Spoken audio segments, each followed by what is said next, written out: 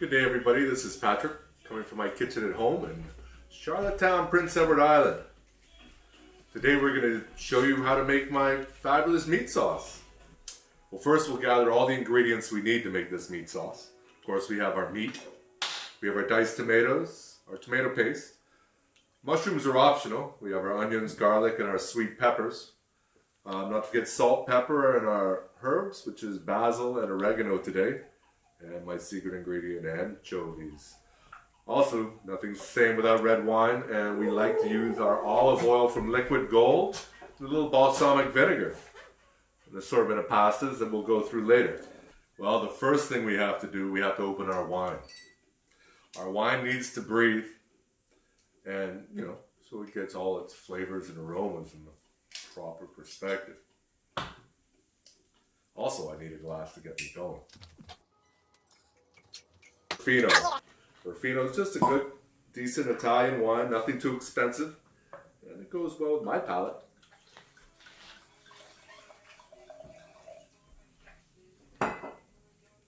Can't cook Italian without a little wine. Well, the first thing we got to do is get our veggies ready. So we're going to peel our onions, we're going to peel our garlic, and we'll get all our veggies chopped up. Now, when I cut my vegetables, we could use a Cuisinart or a food processor, but I like to hand chunk them. I like chunky little pieces inside my meat sauce. Now I'm going to cut the onion, and we're going to go and we're going to slowly start sauteing them in our olive oil. Here we go.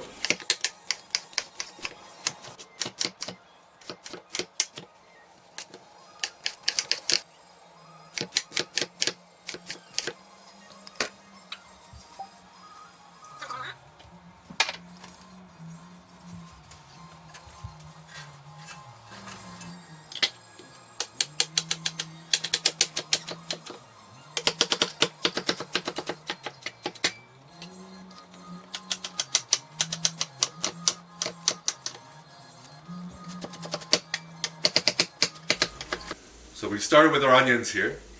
While we're cutting the other veggies, we have the onions cooking here slowly, sweating, not really brown them. We want to get them translucent. Well, at this point, we're on our second glass of wine, and it's about time to add our sweet peppers into the pot. Once you have a look, they didn't get quite translucent, but they're getting a little closer. Low temperature, low medium temperature right now, we're going to add our sweet peppers. We're going to maintain that temperature for a little bit. We'll actually raise it halfway because the pot will cool down as I add these peppers.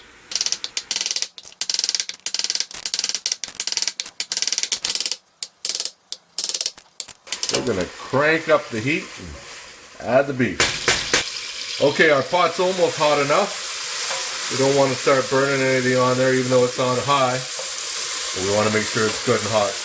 These Paderno pots can hold the heat, but they can also burn pretty easily once the heat gets there.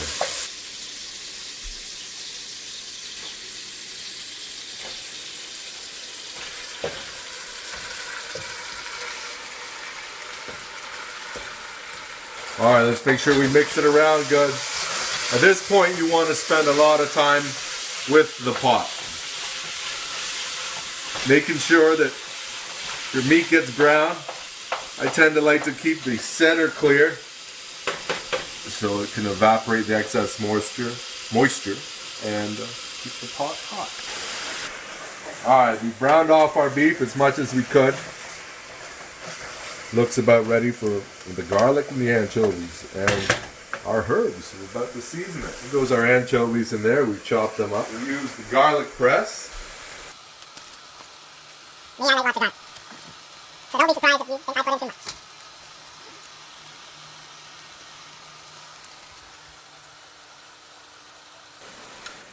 Alright, well that's probably sufficient on the garlic side. Alright, everything's sweating through. We're going to reduce our heat down to about half. Now, I normally don't like using dry herbs, but it's a snowy day out there today in Prince Edward Island. So, I've decided to use what I have, which is some bay leaf. I always like to put in a couple bay leaves. And we're using oregano. Now, my favorite is fresh basil with a little oregano. I prefer to have more basil than oregano personally. For that today, But we do not have fresh. We have fresh squeezed.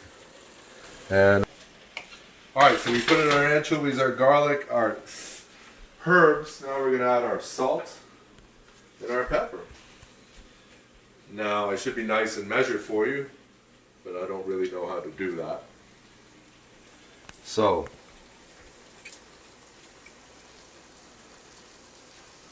put the salt we need. And me, I like my pepper cracked. Alright, right now we're going to add our tomato paste because we want our tomato paste to cook a little before we put too much liquid inside. Now we're going to cook it down a little. We like to brown off our tomato paste a little bit. Now at this point I'd normally add the mushrooms, but I'm making this for ourselves and a friend who doesn't eat mushrooms. So we're going to wait till we have his finished, then we'll add our mushrooms after. Well, we almost have the tomato paste cooked off how we like it. Now what we're going to do now is I add a little bit of balsamic vinegar. I like the traditional, not too much, you don't want to overpower it. Next comes the important thing, the wine.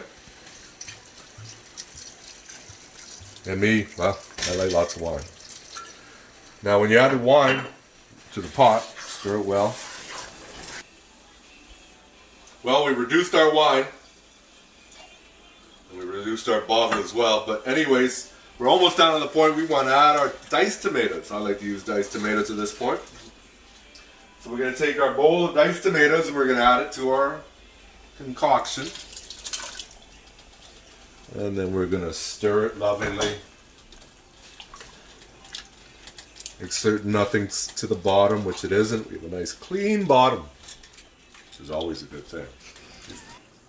Brought our sauce to a boil. We're going to let it simmer here. We're going to drop it right down to low. Alright, once it's got the boil, it'll stay there. Okay, so we're going to stir it occasionally, but we're going to put the lid on her. It's 4:34 right now. We'll be back in a few hours. Well, here we go. We got our finished product. Already I'm a little hungry, so I'm probably going to dive right in here in a second. Got a little Caesar salad to go with it. I use the chickpea pasta because I'm trying to get a little gluten less because of my belly. So Zonka, you think it's any good? Well, we hope so. Alright, everybody have a great evening. Thank you.